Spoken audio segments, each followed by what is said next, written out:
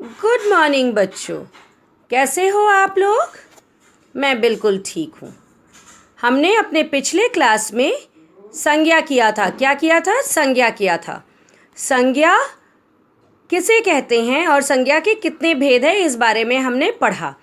आज हम संज्ञा के भेदों के बारे में जानेंगे कि संज्ञा के जो 3 भेद हैं उसका हमें कैसे ज्ञात हो सकता है, कौन से भेद किस तरह के हैं। चलिए शुरू करते हैं क्लास। जैसे कि हमने ये पढ़ा, किसी व्यक्ति, प्राणी, वस्तु, स्थान और भाव आदि के नाम को संज्ञा कहते हैं। संज्ञा के कितने भेद हैं? संज्ञा के 3 भेद है। कितने भेद है? 3 भेद है।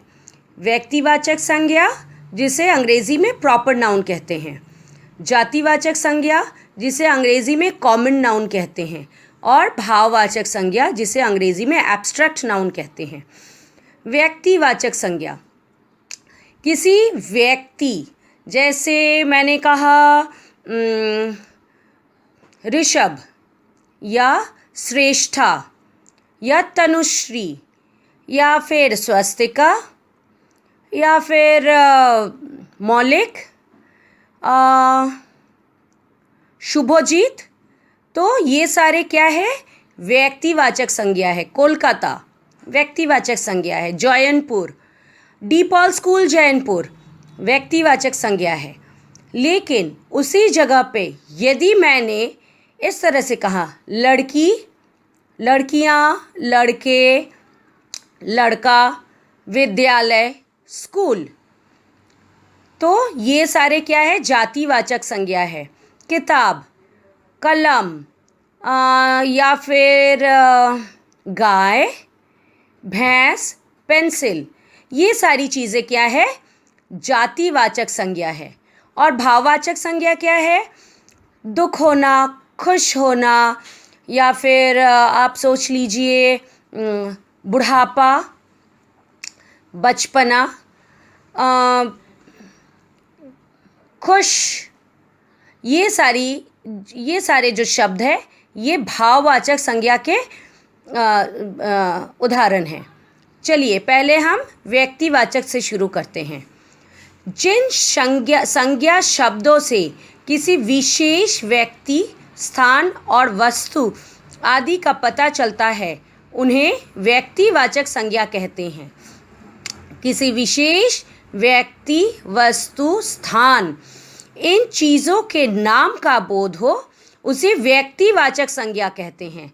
जैसे आकृति, अंजलि, रोहित, रमन, अनीता, भगत सिंह, ये किसका फोटो है? भगत सिंह का।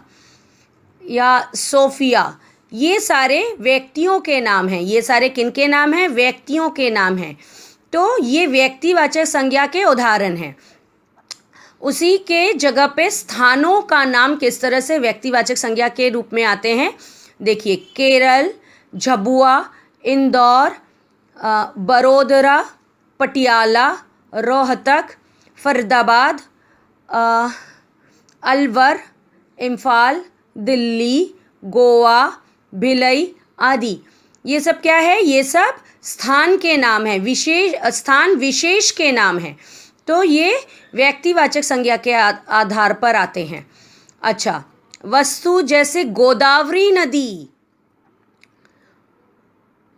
विंध्या पर्वत, रामचरितमानस पुस्तक, ये सारे व्यक्तिवाचक संज्ञा के उदाहरण हैं। जैसे ये गुलाबी पेंसिल, मेरी गुलाबी पेंसिल, तो व्यक्तिवाचक संज्ञा है। ये मेरी गुलाबी, मैं इस पर्टिकुलर पेंसिल के बारे में बोल रही हूँ।